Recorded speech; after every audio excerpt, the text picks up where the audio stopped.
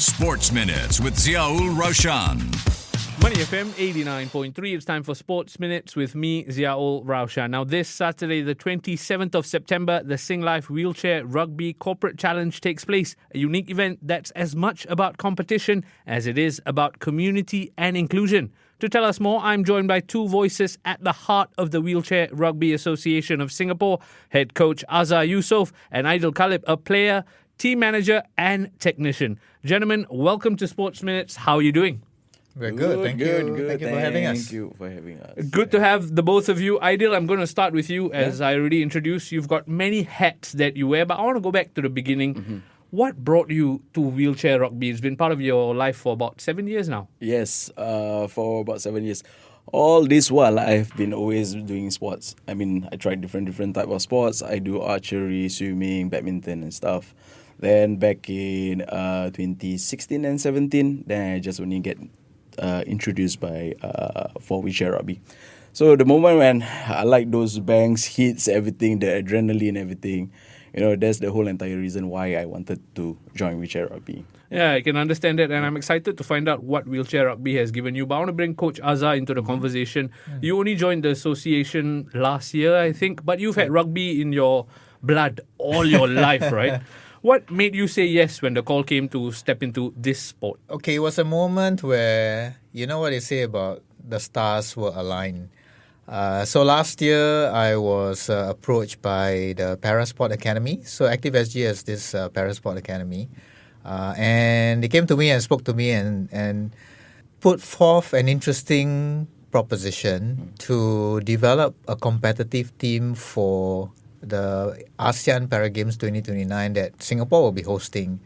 So they asked me at a time where I was reflecting on, what I could do more in terms of giving back to the community, giving back particularly to the underserved and underprivileged community.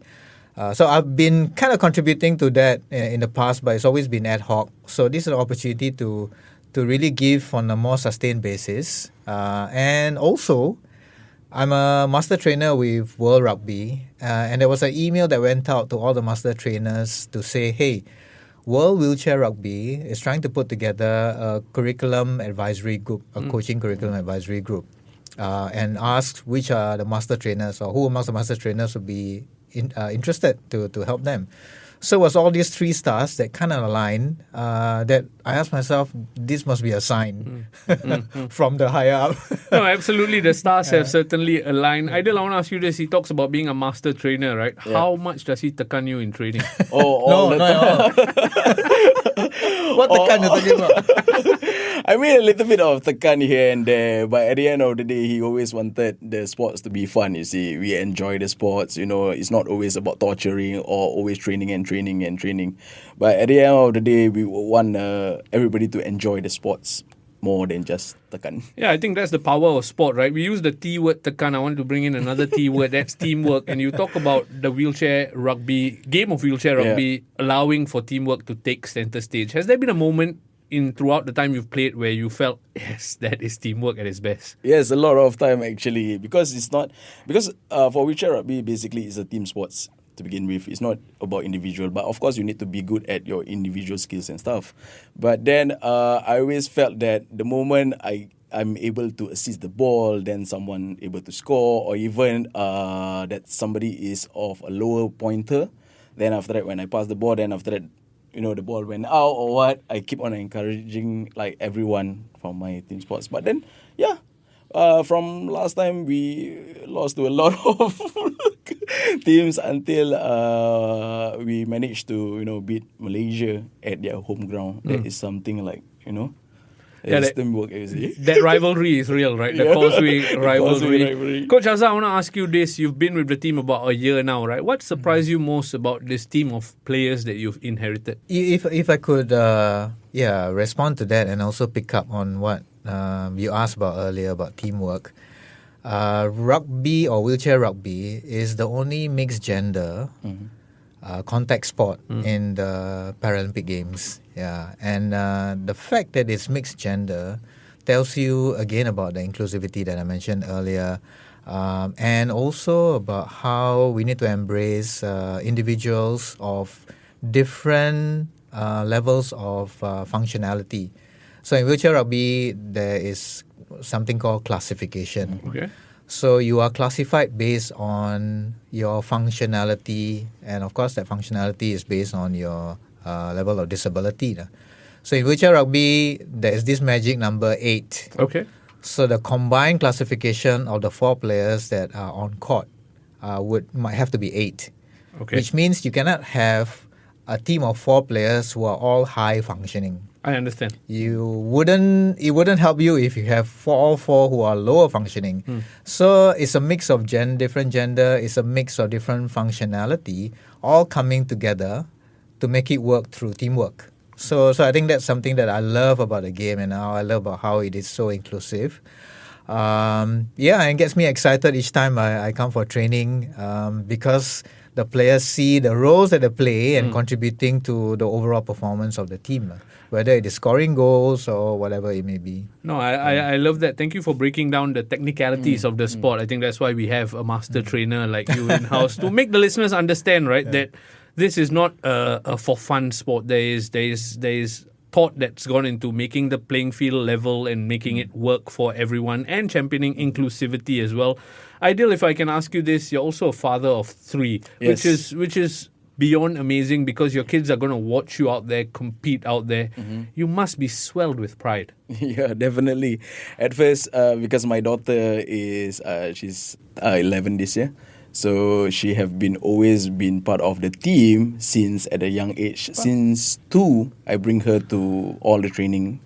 So basically, she grew together with the team. She keep on cheering me at the sideline. You see, like even now she's helping with some of the maintenance work and even help out with like the water boy kind of thing, give water to some of the players. So yeah, I'm very proud to be a father of doing this sport and my kids also. No, I love that because inclusivity sometimes is just a buzzword they like to throw around. But even your daughter helping out is a layer of inclusivity, and that speaks volumes of what wheelchair rugby is trying to achieve. Coach, if I can ask you this, you've coached, you've refereed, you've even played mainstream rugby as well, right? How different is it to adopt all those lessons and then bring it into wheelchair rugby? Well, you mentioned that I'm a master trainer, which I am, but in rugby, not in wheelchair rugby. So Okay. I would say he is more the master. Aidil is more the master, having played the sport a lot longer than I have. And of course, it's a huge learning curve for me. It's a steep learning curve for me the past 1 year, trying to understand this sport that I never sort of understood before in the past. I mean, I was a former national athlete in rugby, former PE teacher, and of course, as you know, a PE teacher needs to know many different sports. So that has been helpful in terms of knowing different sports and looking at those sports and say, okay, what are the similarities between that and wheelchair rugby? What can I use my knowledge in that sport to apply this in terms of the technique, in terms of the tactics and strategies? So that has been useful given my background, but at the same time, it still has been, as I mentioned earlier, a steep learning curve. And I often lean on the players who have been playing the game and the sport for a long time to get their thoughts, to get their input. And Aidil has been one person where I could really bounce ideas with. And we have an open communication to share some of these things and more. That's amazing. I introduced Aidil as player, team manager, technician. Now you're a trusted lieutenant to your coach as well. It all aligns, like you say, right? Aidil, we are speaking ahead of the corporate challenge that takes place on the 27th of September. Must be a big one. You must be excited. Yes, of course. I will be very excited about this because every now and then we always have like inclusive play competition and stuff. But this coming Saturday on the 27th will be something that really look forward to, is because some of the corporate teams never get to see them yet. So it's a challenge, you see. Yeah. But I'm very excited for it. And speaking of corporates, right, from a player's point of view, Singlife has come in a big way to support the Wheelchair Rugby Association of Singapore. I want to understand for you, from a player's perspective, how good does it feel to have such a sponsor almost make you add that layer of professionalism to your sport? Yeah, definitely. When the moment we have like big sponsors like Singlife, right? I feel like a little bit of sense of belonging, then a little bit of professionalism, But it also help us on maybe about financial, monetary. Our shares is not that cheap, you see. So yeah, it helps a lot. And Coach, coming to you, we know, like he said, right, funding, money is the lifeblood of any sport. You've been in sport itself for so long to know this, right? Yep. With Singlife coming on board and supporting financially, how much does it help you plan better for those goals like the ASEAN Para Games? We are a small organization and the sport is only now gaining that visibility amongst people. So a corporate challenge like that really brings people's eyes onto the sport. And I think Singlife hasn't just given us sponsorship in terms of money, but also supported us like today, right? It was something that they arranged, and the various, publicity, social media posts that they have, made happen has really given us that, publicity that we all this while wanted to do, but really don't have the means to do so. So it means a lot to us when a corporate comes in, and I think when a big corporate sponsor like Singlife comes in, then hopefully other corporates will look at it and say, oh, okay, why are they sponsoring this wheelchair rugby? And maybe there is a stronger value and value proposition supporting us. And I am quietly hoping that more sponsors will come knocking on our doors, because we really need sponsorship support and funding to continue the many programs and the ambitious goal that we want to have, or that we aim for, in terms of really making the sport truly inclusive and getting more people to join us, whether able-bodied or persons with disability, to have a go at the game. Join our community, join our wheelchair rugby family. Well, many are listening to you on Money FM, so if they want to get in touch and they hope to pump some money into a good cause, get in touch with me, get in touch with the association, and we see where it can take us, right? Aidil, I want to talk to you about this. You mentioned there's no I in team, right? Yeah. And then you're working towards the ASEAN Para Games 2026, which is just months away, to be honest. How is the prep coming along, and how different is it from the prep you've done before? Okay, because for ASEAN Para Games next year, preparation is all being tailored to our coach down here. Okay, I will leave it to him for the coaching, training and stuff. But then I think it's more, the training will be more like a back-to-back kind of thing, because we're going to start on 6th October, we're going to start our strength and conditioning, which is our gym work. Then after that, follow by Tuesday, previously was a community night, but then now we wanted to change to more of like a group of people who participating in the APG next year. We want to make it as a full training for us. So we are training about like 3 days per week, leading to the APG. And I'm going to bring in the coach to ask about the training, right? We're obviously talking about APG in 2026, but you've also got building towards something in 2029. How then do you balance long-term targets together with short-term victories, I guess? Yeah, I mean, the larger plan is really to be competitive and to do well in 2029, because Singapore will be hosting the ASEAN Para Games. And because APG next year, ASEAN Para Games next year is significant because it's the first time that wheelchair rugby has been included. Albeit it's as a demo sport, but it needs to be that first before it can be a medal sport. And hopefully that happens in 2027 when Malaysia hosts the ASEAN Para Games, and then we host it in 2029. So in high-performance sport, it's very difficult or challenging to get very short-term success for a sport and for a group of players that just starting out to be a lot more professional. I did mention about training 3 times a week.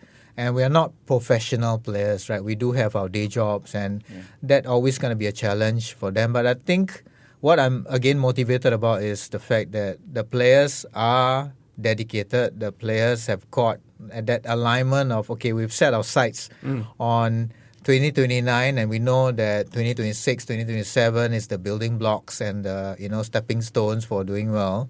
Of course, if we do well in next year in Thailand and in Malaysia, that will be a bonus, and it will mean that I have to adjust my targets a little bit more. But that's a good positive thing to have. Really, the entire community is looking forward to the upcoming games. And I'm sure the listeners are wishing you every success on that journey as well. I just want to round this conversation off by talking about the power of sport, right? Aidil, if someone is listening today going through a setback of their own, it could be physical, it could be mental, it could be anything, right? Everyone goes through setbacks. What would your message of hope be to them? My message to them is always nothing is impossible. Then never give up attitude. That is something that I stay on by the phrase basically, because the only disability is basically your attitude for me. It's not about physical. I love that. Thank you for keeping it so short yet so powerful. Coach Azhar, I'm going to let you have the last word. We've talked about targets, we've talked about medals, we've talked about competitions, but beyond all of that, what do you hope through your coaching and guidance to give to the wheelchair rugby players? Well, I've said to them many times that is really about enabling them to become better people, better versions of themselves. And of course, we're using wheelchair rugby to achieve that. To Aidil's point, every single player that we have comes to the wheelchair rugby community and family with their own unique origin story. And they have overcome the many challenges, and they continue to overcome some of those challenges to be where they are right now. And that's really inspiring to see how they've overcome that tragic and traumatic sort of episode in their life to be a lot more confident, very high self-esteem, very driven, and now, having the opportunity to represent Singapore. So that's a big deal in my mind. And I think that does a lot in terms of their mental health, their attitude towards life, and how they take on challenges in future. I think that's many lessons there for all of us to learn from. And I encourage people to come and join us. Come and see, the team and how we play the game. Well, more than that, jump onto the chair. Right? Play alongside us and spread the word to as many people as possible, so that we can continue to grow this sport. We can continue to be truly inclusive, and hopefully more sponsors come on board as well to allow us to continue the programs. Absolutely. Inclusivity is the order of the day. So it's inspiration, and I think you've served that. Aidil, Azhar, thank you so much for speaking to Sports Minutes. Thank you. Sports Minutes on Money FM 89.3.